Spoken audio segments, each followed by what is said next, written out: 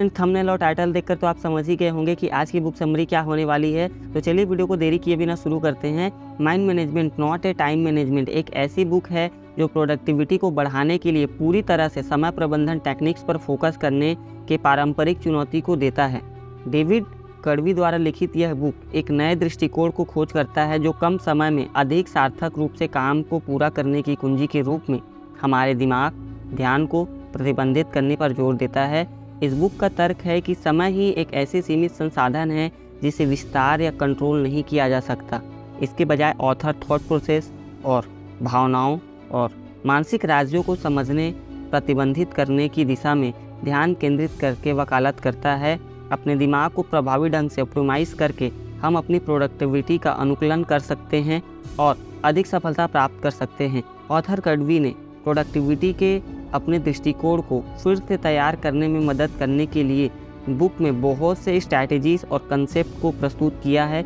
इसमें से कुछ इंपॉर्टेंट पॉइंट्स पर ही आज हम बात करने वाले हैं इस वीडियो के अंदर। वीडियो को एंड तक ज़रूर देखिएगा, पूरा इस वीडियो के अंदर बने रहिएगा। ऑथर सचेत रूप से इम्पॉर्टेंट कामों को सबसे पहले करने को बोलते हैं। जो काम आपके लिए सबसे इम्पॉर्टेंट है उसे सबसे फोकस से करें। जो करने लायक नहीं है उसे दूर करने में महत्व पर फोकस करते हैं। जो काम सबसे इम्पॉर्टेंट है उसे फर्स्ट प्रायोरिटी में रखकर फोकस करते रहें तो हम अपने टाइम का बेटर यूज़ कर सकते हैं। ऑथर कड़वी माइंडफुलनेस प्रैक्टिस के बेनिफिट्स की खोज करता है और सेल्फ अवेयरनेस की कल्टीवेटिंग करता है। पल में मौजूद होने और हमारे थॉट्स और भावनाओं को समझने से हम जानबूझकर अपने माइंड को बिजी रख सकते हैं और नए रास्ते निकाल सकते हैं और फालतू के विचारों को आने से बच सकते हैं। यह बुक हमारे एनर्जी स्तर को प्रबंध और हमारे सबसे इम्पोर्टेंट काम के लिए पिक टाइम का इस्तेमाल करने और इम्पोर्टेंस पर प्रकाश डालती है। आपको यह एक्सेप्ट करना होगा कि प्रोडक्टिविटी आपको फिजिकली वेलनेस और रेस्ट तथा रिलैक्सेशन जैसी चीज़ें आपकी प्रोडक्टिविटी को बढ़ाती हैं। आपको अपने आप की देखभाल को प्राथमिकता देनी होगी और काम के बाद ब्रेक लेना या फिर आराम करना ज़रूरी हो जाता है। अगर आप सच में इस बात का पता लगाना चाहते हैं कि आपके दिमाग में क्या चल रहा है और क्यों आप अपने समय का सही इस्तेमाल नहीं कर पाते, तो इसके लिए खुद से माइंड मैनेजमेंट के 3 सवाल आपको खुद से पूछने होंगे।